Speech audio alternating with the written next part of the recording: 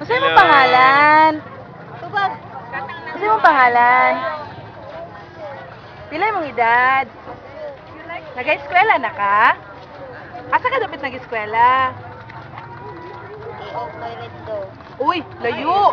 Ay sa A.O. Florendo. Ganahan ka mo eskwela? Ganahan ka? Dagan kag friends sa school? Ganahan ka tanan sa ilaha? Tanan sila, amigo nimo. Ah, okay. Kamu na po'y pangutana, Bigra. Pangutana mo ba? Ano favorite subject? Ano sa'yo mong ganahan nga Ano mo na subject? subject?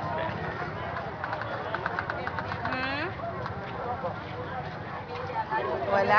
Eh, dito sa mama ta. Eh, te, ikaw mong pangutanang te, ha? Dol gamay mo, dol ko gamay. Oo. Te, nakatesting na ba ka te nga nag-transfer na siya eskwelahan? Wala pa. Ah, wala pa diha na siya permanente. Kanang tawag ganito kanang pagmuli siya ni kahapon te kanang unsa yung mga ginaistorya sa imuha about sa eskwelahan? Kuan, ganang assignment nila. Mm. Kasi assignment. Tapos, sa ikuan sa ma'am. Oo. Ipadala, ana. Ipadala. Wala siya nakaistorya sa imuha te kanang nahilak siya sa eskwelahan, kinapaaway. Istorya po siya. Wala siya nagsultihan sa dahilan te. Ganang, istorya siya nga. Giaway siya. Anong giaway daw siya te? Ganang gikuan siya.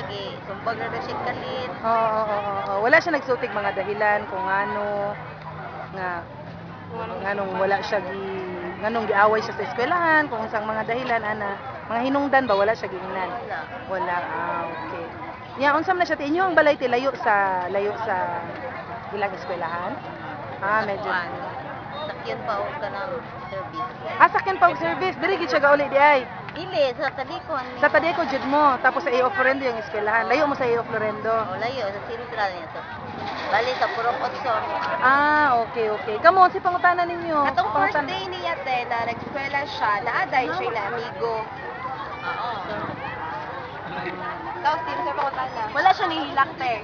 Tong pinakauna gyud yung sulod sa class. na, Oo. kinder mo to siya. Oo.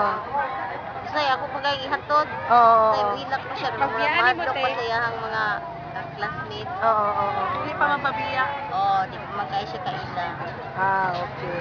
Sige mo lang to, te. Salamat kayo, te, ha. Salamat.